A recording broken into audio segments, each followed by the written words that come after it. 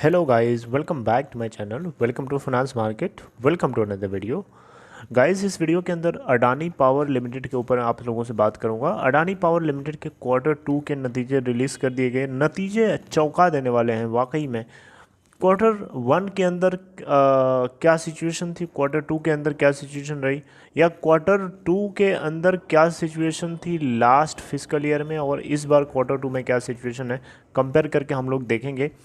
सबसे पहले मैं आप लोगों से बात कर लेता हूं कि अडानी पावर लिमिटेड के आज के दिन की कारोबार की सिचुएशन क्या रही। आज के दिन में हम देखें तो 37.15 की ओपन प्राइस के बाद 36.25 का लो बनाता है और 37.45 का हाई बनाता है। लोअर सर्किट आज के लिए लगा था 29.65 का, अपर सर्किट 44.45 का लगा था। आज के दिन जो एनएसई के ऊपर वॉल्यूम ट्रेड हुआ वो 26,75,677। मार्केट कैप अगर आप देखें तो 14,019.97 करोड़ है, 36.35 के ऊपर क्लोज हुआ है आज। अब हम लोग थोड़ा सा स्टेक होल्डिंग पैटर्न भी देखेंगे। उससे पहले बीएससी के ऊपर जो क्या सिचुएशन है उसको देख लीजिए। 37.15 की ओपन प्राइस के बाद 36.25 का लो एंड 37.25 का हाई बनाता है। यहाँ पे जो टोटल वॉल्यूम ट्रेड होता है वो 4,22,032, 36.45 के ऊपर आज ये यहाँ पे क्लोजिंग देता है। स्टेक होल्डिंग पैटर्न में थोड़ा सा हम देखें तो जून 2020 क्वार्टर का डेटा यहाँ अपडेटेड है, सितंबर 2020 का डेटा अवेलेबल नहीं है। जून 2020 में अगर हम प्रोमोटर्स के पास स्टेक देखें तो 74.97%, जिसका 31.64% गिरवी है। एफआईआईज और एफपीआईज का डेटा देखें तो 12.74% है। टोटल डीआईआईज जून 2020 में है 8.29% के साथ। वहीं पे अगर हम रिटेल इन्वेस्टर्स की बात करें तो वो हैं 3.99% के साथ बने हैं। अडानी पावर की रिजल्ट्स को लेकर के थोड़ा सा हम लोग देखते हैं। देखिए यहाँ पे साफ साफ आपको दिख रहा होगा अडानी पावर क्वार्टर 2 रिजल्ट जो है 2228 करोड़ के आसपास आया है। तो आप देखें अगर तो लास्ट ईयर के सेम क्वार्टर में ये फिगर था 3.88 करोड़ का, और इस बार आया है सीधे 2228.05 करोड़।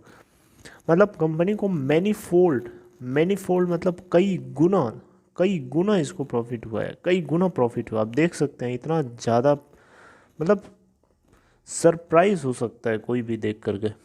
ठीक है, तो अब यहाँ पे अगर देखें तो कंसोलिडेटेड, ये जो डेटा आपको बता रहा हूँ ये कंसोलिडेटेड नेट प्रॉफिट का है, जो कि देख सकते हैं यहाँ पे साफ साफ लिखा है।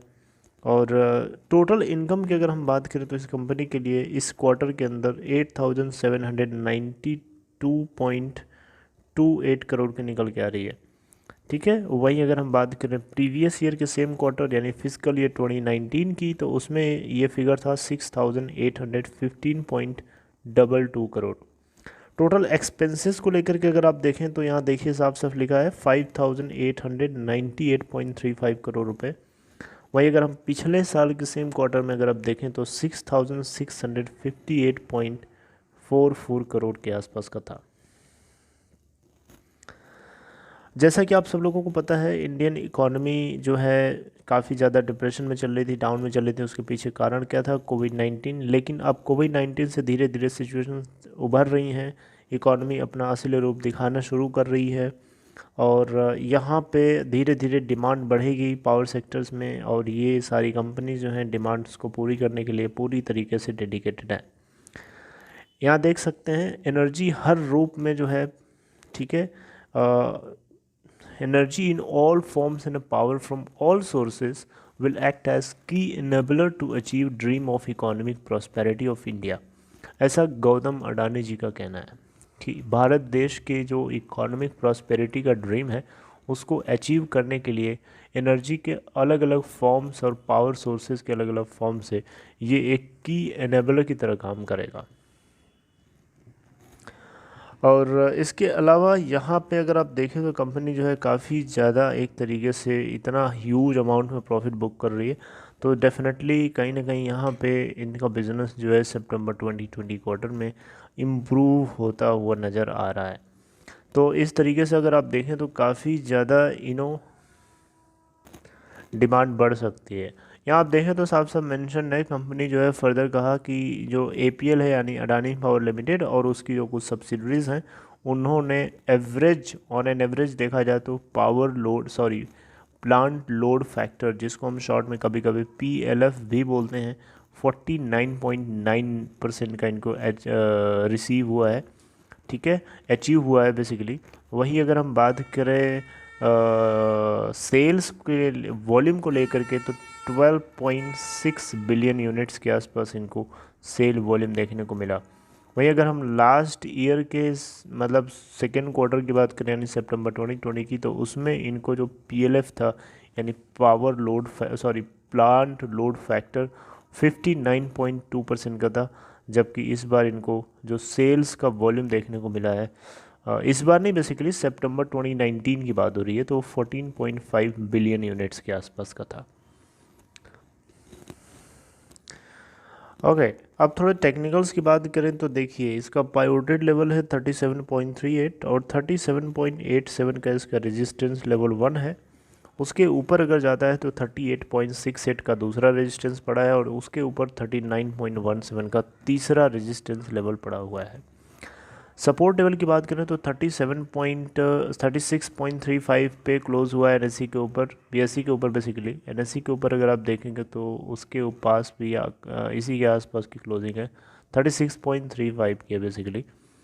तो अगर सपोर्ट की बात करें तो अगर ये नीचे आता है अपने क्लोजिंग प्राइस 36.35 से, इन दैट सिचुएशन इसका पहला सपोर्ट हो सकता है 36.08 का। हालांकि 36.57 के सपोर्ट को ये क्रॉस कर चुका है, हिट कर चुका है। 35.27 का इसको तीसरा सपोर्ट लेवल मिलेगा अगर ये नीचे आता है तो, ठीक है।